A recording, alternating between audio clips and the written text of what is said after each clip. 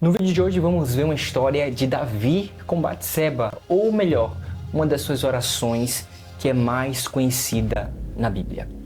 É isso mesmo, eu estou falando da oração do Salmo 51, onde ele suplica e pede a misericórdia de Deus após o profeta Natan bater lá na casa dele. À Luz da Bíblia, com Pedro Henrique Xavier. Fala, meus queridos amados irmãos, a paz de Senhor Jesus, meu nome é Pedro Henrique Xavier e você está no canal Pedro Henrique Xavier Oficial.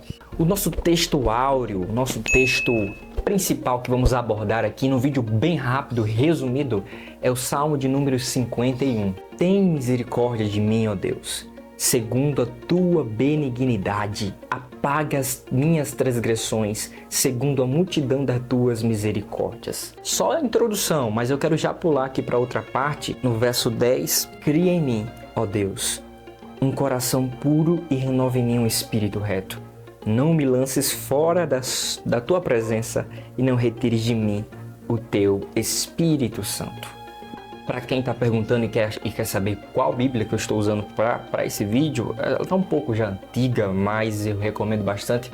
É essa aqui, ó, a Almeida Revista Corrigida, Bíblia do Pregador Pentecostal. É bênção, eu gosto muito dessa Bíblia e eu indico para vocês comprarem. Na época que eu comprei ela foi mais ou menos uns R$200. É de grande valia, tem até um curso básico de teologia nela aqui. Aonde vamos entrar nesse texto? Fala a respeito sobre a súplica de Davi. Vamos entender primeiro quem foi Davi. De forma bem básica e resumida, Davi foi um menino jovem temente a Deus que gostava realmente de obedecer à voz do Espírito Santo, de cuidar do seu povo, cuidar principalmente daquilo que era entregue em suas mãos. Tanto é que ele era pastor de ovelhas no rebanho, cuidava das ovelhas, enfrentou muitas feras que queriam devorar as ovelhas, a qual estava sobre a responsabilidade de Davi, e ele enfrentou as feras com muita ousadia para proteger aquilo que era colocado em suas mãos. Daí eu já quero trazer uma lição para a sua vida.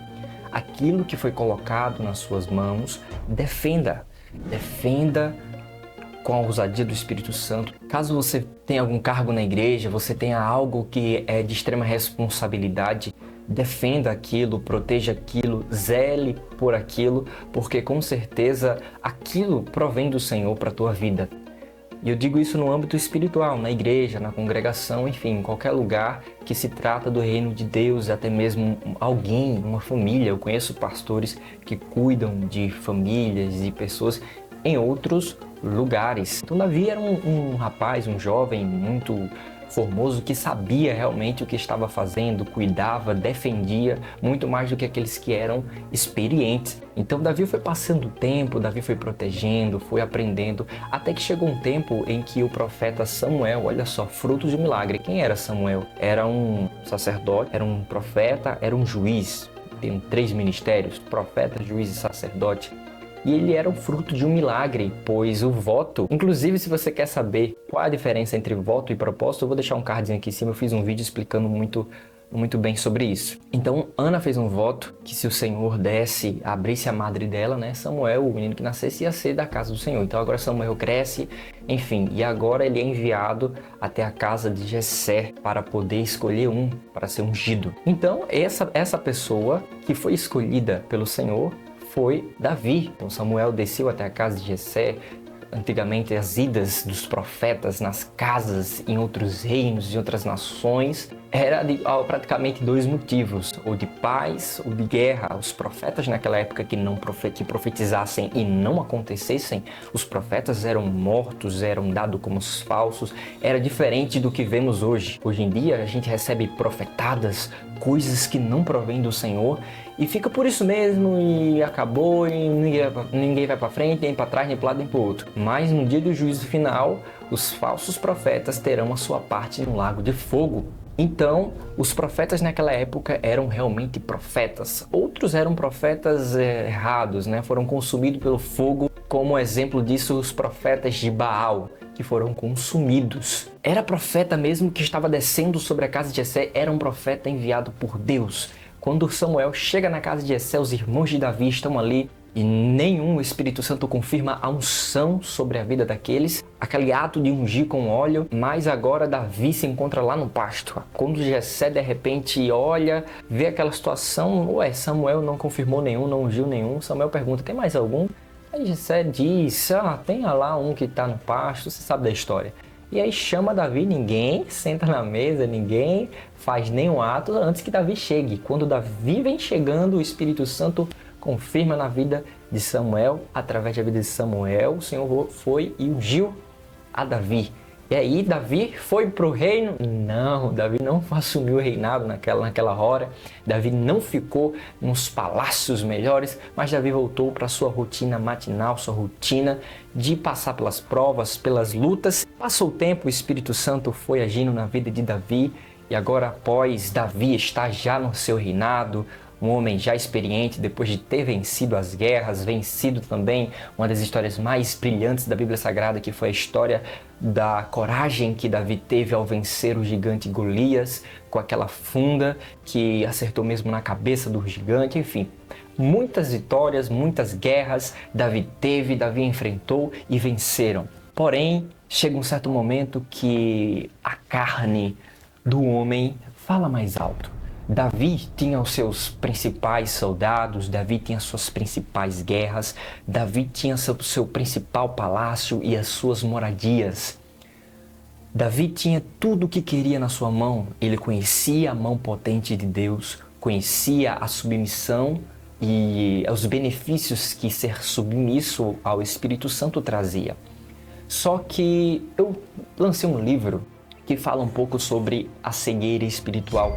E esse livro é Escondendo a Verdade, e também tem um outro que é A Liberdade em Cristo, onde eu falo um pouco mais sobre isso. E agora Davi, nesse momento que ele está ali, a cegueira espiritual toma parte de Davi, a soberba espiritual toma parte da vida de Davi. E Davi, em uma das suas horas, observa Batseba, a mulher, a ovelha do seu servo, do seu soldado, em um momento de banho, aonde os olhos de Davi carnais contemplaram a beleza da formalidade de uma mulher em que Jesus, em que Deus formou. E agora Davi se interessa por aquilo a ponto de pensar a todo momento. E eu creio que Davi ficou maquinando em sua cabeça de como conseguir aquilo. Davi teve uma brilhante ideia de mandar o seu servo, o seu soldado Urias, que era esposo de Batseba, ir para uma guerra, a ponto de embebedá-lo, fazer muitas coisas para que Urias fosse para a guerra de alguma maneira. Mas Urias era fiel ao seu rei, ele era servo, realmente, ele não queria largar a mão de Davi. Só que de uma hora a outra, algo impactou e agora conseguiu. Davi conseguiu. A ordem foi para que Urias estivesse na frente da guerra, para que Urias pudesse ser mais propício a estar perto da morte. Pois aqueles que estão na frente da guerra estão mais propícios a receberem coisas maiores. Olha aí, já antes mesmo de mandar o soldado ir para a guerra, Davi já teria cometido tal ato e precisaria livrar-se, precisaria entender como ficar melhor, como ficar mais livre. Eita, que coisa boa para a vida de Davi, ele já sabia do que iria acontecer, recebe a notícia, Urias morreu. E quando ele recebe a notícia de que Urias morreu, agora ele tem em mente, Batseba está livre, Batseba agora é minha, Batseba eu posso fazer o que eu quiser. Urias, para ele já era. Passado o tempo, o ato está ali feito, consumado, para ele achou que não ia dar nada, apesar dele conhecer a mão potente de Deus. E agora chega o profeta Natan na casa de Davi, enviado por Deus. O profeta Natan chega na casa de Davi e começa a contar uma história de um viajante em que foi um ato de injustiça, que o viajante estava viajando e enfim, aconteceu que foi tomada a ovelha de alguém que tinha apenas uma, em vez de acontecer outro tipo de ocasião, o que tinha uma ovelhinha simplesmente perdeu por esse viajante, perdeu a ovelhinha. E apesar do assassino, apesar do ladrão ter várias, não teve misericórdia daquela pessoa que tinha apenas uma ovelhinha. É um ato bem resumido, bem didático. Se você for ler na Bíblia, eu vou deixar as referências, você vai entender justamente como foi, mas é para que você possa também compreender de forma mais didática. Davi escuta aquela história e vê que isso realmente foi um ato de injustiça. Imagina uma criança, ou melhor dizendo, um adulto com 10 pirulitos. Pega um pirulito de uma criancinha que está muito feliz com aquele doce. Claro que nós iríamos ficar indignados. Foi mais ou menos assim a indignação que Davi sentiu após ouvir aquela história de Natan. E ele diz: Natan, digno de morte é esse homem que fez isso. Quem é esse homem? Vamos lá atrás. E Natan olha para ele e diz: Davi, este homem é você. Você deixou ser levado pelo pecado. E ele começa a falar da história que aconteceu com Urias e com Batseba, quando de repente Davi respira e cai em si do que ele tinha feito. E nós entramos no Salmo 51, onde Davi está chorando, pedindo a Deus misericórdia. E ele clama dizendo: tem misericórdia de mim, ó Deus, que segundo a tua benignidade, apaga as minhas transgressões segundo a multidão das tuas misericórdias. Ele começa a falar: Senhor, me lava. Pai, eu somente contra ti pequei, foi eu que pequei. Não foi Batseba que estava lá tomando banho, Senhor, meus olhos viram. Não, ele sabia da potente mão de Deus. Davi sabia das suas forças e sabia da força maior, que era a força de Deus. Então Davi não estava ali para pedir desculpas, mas sim para se autocondenar e pedir perdão a Deus. Ele estava ali dizendo, se humilhando, dizendo: fui eu que errei, fui eu que pequei, somente contra ti pequei. Tanto é que a gente vai ver aqui, ó, no verso 4, contra ti somente pequei e fiz o que era mal aos teus olhos, para que seja justificado quando falares e puro quando julgares. Olha, Senhor, eu fiz isso. O Senhor, quando falar, vai ser puro. O Senhor já é puro, mas o Senhor vai ser puro quando falar. E vai ser justo se me julgar, porque eu sei que eu errei. Então a importância de Davi naquele momento era o quê? O mais importante para ele era se derramar. E mais importante ainda era estar com a presença de Deus. Pois Davi sabia das guerras que ele tinha vencido. Davi sabia dos poderes que era ser servo e submisso e ter o Espírito Santo do lado. A Bíblia diz que eis que vereis outra vez a diferença entre os que servem a Deus e os que não servem. Então Davi sabia com quem ele estava falando e o que ele fez. Porque Davi foi usado por Deus várias vezes para vencer as guerras e ele sabia com quem ele tinha vacilado. E no Salmo 51 ele começa a falar e entramos nos maiores versos lindos da Bíblia, que é o Salmo de número 51.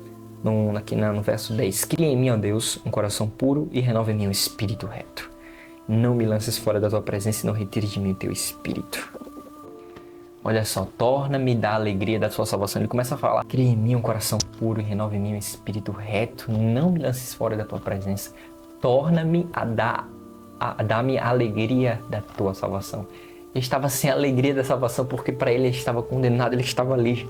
Pessoal, no momento que eu estava para encerrar, a câmera acabou esquentando aqui e eu vou ter que encerrar por aqui. Mas retomando, enquanto Davi estava ali, ele sabia das mãos do Senhor e caiu na presença de Jesus, tá bom? Se você quer saber mais conteúdos como esse, você agora aprendeu qual é esse Salmo 51, você entendeu o porquê essa oração, o que aconteceu para que Davi viesse orar dessa forma, o que aconteceu nesse momento. Eu espero ter conseguido abrir a sua mente a respeito das histórias bíblicas. Me segue lá no Instagram Pedro Xavier Oficial, me segue aqui também no YouTube, Pedro Henrique Xavier Oficial. Comenta aqui o que você achou desse vídeo, aceito também algumas críticas construtivas, com certeza tem muitos que vão dar. Mas aí ó, deixa seu like, se inscreva no canal, e é isso aí pessoal, me desculpe por estar encerrando agora, da próxima vez eu vou ver se eu consigo fazer o vídeo menor agora. Eu planejei 5 minutos, mas foram mais de 15 talvez, não sei. Enfim, valeu pessoal, que Deus abençoe e a paz do Senhor Jesus Cristo. Amém.